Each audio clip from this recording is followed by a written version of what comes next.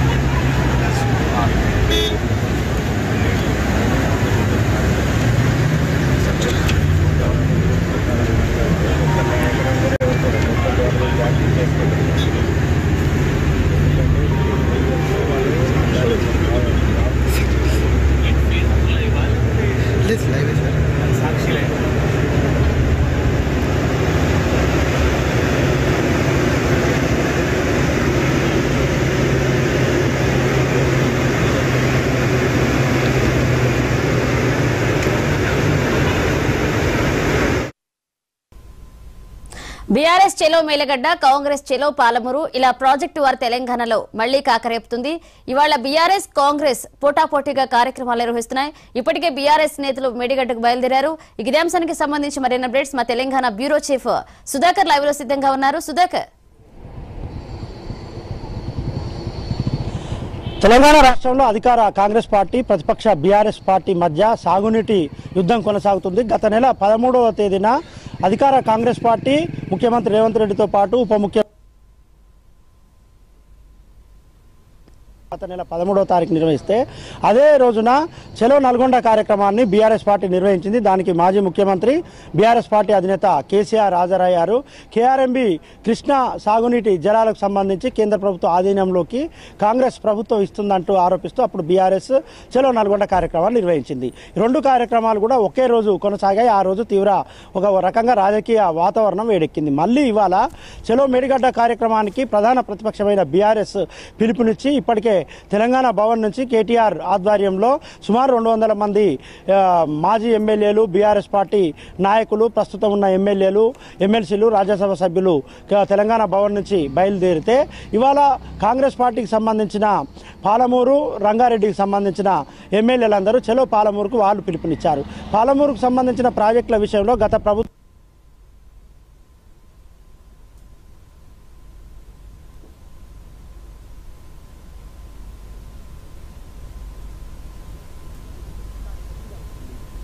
చలో మేడిగడ్డ కార్యక్రమం BRS working president KTR ఆధ్వర్యంలో జరుగుతుంది. దీనికి ప్రస్తుతం ఉన్న ఎమ్మెల్యేలతో పాటు మాజీ ఎమ్మెల్యేలు, ముఖ్య నాయకులందరూ పాల్గొంటున్నారు. మేడిగడ్డ ప్రాజెక్ట్ అనేది ఇప్పటికే వివాదాస్పదమైంది. కాళేశ్వరం ప్రాజెక్టులో భాగమైన చాలా సీరియస్ గా పరిగణిస్తుంది. ఇప్పటికే దీనికి సంబంధించిన కేంద్ర డ్యామ్ సేఫ్టీ అథారిటీతో పాటు కాగ్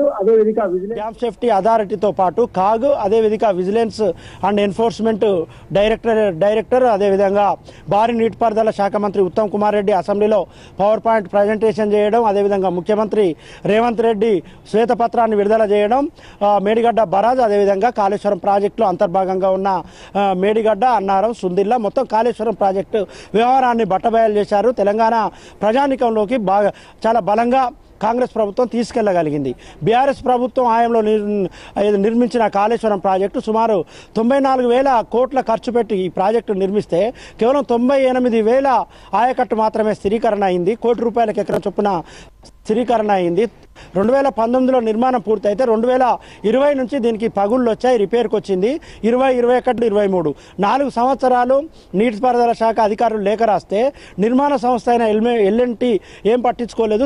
అప్పటి తెలంగాణ ప్రభుత్వం కూడా పట్టించుకోకపోవడం కారణంగానే మేడిగడ్డలోని 7వ బ్లాక్లో 4 ఫియర్స్ కుంగిపోయినాయంటూ కాంగ్రెస్ ప్రభుత్వం ఆరోపిస్తుంది. అనేక రుజువులు చూపెడుతూ దీనిపైన ఒక విచారణ కూడా ఆదేశించింది. ఇదే నేపథ్యంలో బీఆర్ఎస్ ఆరోపిస్తుంది కాళేశ్వరం ప్రాజెక్టు మనుగడ ప్రశ్నార్థకమయ్యేలా ప్రస్తుతం కాంగ్రెస్ ప్రభుత్వం ప్రయత్నం చేస్తుంది. కాళేశ్వరం ప్రాజెక్టు అంటే కేవలం ఒక మేడిగడ్డ బరాజు మాత్రమే కాదు, అన్నారం, సుందిల్లా 3 బరాజులు, అదేవిధంగా కాలువలు, అనేక రకాల వ్యవహారం బీఆర్ఎస్ చెప్తుంది. కాళేశ్వరం ప్రాజెక్టు మనుగడను ప్రశ్నార్థకం చేసేందుకు కాంగ్రెస్ ప్రభుత్వం ప్రయత్నిస్తుంది. కానీ కాళేశ్వరం ప్రాజెక్టును చాలా ప్రతిష్టాత్మకంగా నిర్మించాం. దీన్ని ఒక కాపర్ డ్యామ్ నిర్మించి మళ్ళా మేడిగడ్డను పునర్నిర్మించి ఉపయోగంలోకి తీసుకురావాలి, నీటిని ఎత్తిపోయాలి. తెలంగాణ రాష్ట్ర వ్యాప్తంగా సాగునీటికి అదేవిధంగా తాగునీటికి బహుళార్థక సాధక ప్రాజెక్టు కాబట్టి దీని నీటిని వినియోగంలోకి తేవాలంటూ బీఆర్ఎస్ చెప్తుంది. అందులో భాగంగానే ఇవాళ చలో మేడిగడ్డ కార్యక్రమానికి పిలుపునిచ్చింది. కేటీఆర్తో పాటు ముఖ్య నాయకులందరూ హాజరవుతున్నారు. మొదట మేడిగడ్డను సందర్శిస్తారు, తర్వాత అన్నారం బారేజ్ను సందర్శిస్తారు. సందర్శించిన తర్వాత అక్కడ కూడా పవర్ పాయింట్ ప్రజెంటేషన్ ఉంటుంది. ఆ తర్వాత మీడియాతో కేటీఆర్ తదితర నాయకులందరూ మాట్లాడతారు. తెలంగాణ భవన్ నుంచి ప్రారంభమయ్యారు, ఉప్పల్ ప్రాంతానికి దాదాపుగా చేరుకున్నారు. ఆ తర్వాత భువనగిరి, ఆలేరు, జనగామ, స్టేషన్ గన్పూర్ మీదుగా నేరుగా భూపాలపల్లి నుంచి కాళేశ్వరం ప్రాజెక్ట్ అంటే మేడిగడ్డ బరాజ్, ఆ తర్వాత అన్నారం బరాజ్ను సందర్శిస్తారు. ఈ కార్యక్రమం అంతా ఇవాళ రాత్రి వరకు కొనసాగుతుంది. మధ్యాహ్నం వరకు బీఆర్ఎస్ ప్రతినిధుల బృందం మేడిగడ్డ ప్రాజెక్టుకు చేరుకుంటుంది. దీనిపైన తెలంగాణ సమాజంలో చాలా అనుమానాలు ఉన్నాయి. ఈ బరాజ్ ముఖ్యంగా కాళేశ్వరం ప్రాజెక్టు అసలు ఉపయోగంలోకి రాదు. కాళేశ్వరం ప్రాజెక్ట్ అనేది ఇప్పటికే పూర్తిగా డ్యామేజ్ అయిపోయింది. దీన్ని నీరుని నిల్వ చేస్తే ప్రాజెక్ట్ అంతా కొట్టుకుపోయే అవకాశం ఉంటుందని కాంగ్రెస్ ప్రభుత్వం చెప్తే కాంగ్రెస్ ప్రభుత్వం దీనిపైన కుట్ర చేస్తుంది. కేసీఆర్ నిర్మించిన నిర్మించాడు కాబట్టి కేసీఆర్ ఆనవాళ్ళు ఉండకుండా చేయాలి, కేసీఆర్ నిర్మించాడు కాబట్టి దీన్ని ఉపయోగంలోకి రాకుండా చూడాలంటూ కాంగ్రెస్ చేస్తుందంటూ బీఆర్ఎస్ విమర్శిస్తుంది. ఈ రెండు రకాల విరుద్ధ వాదనలు, విరుద్ధ ప్రకటనల నేపథ్యంలో తెలంగాణ సమాజం అయితే ఉంది కాబట్టి వాళ్ళ బీఆర్ఎస్ తన వాదనను ఎలా బలంగా వినిపిస్తుంది, అదేవిధంగా ఎదురుదాడిని చేయడంలో సక్సెస్ అవుతుందా లేదా అనేది చూడాల్సి ఉంటుంది. Right, thank you Sudhakar.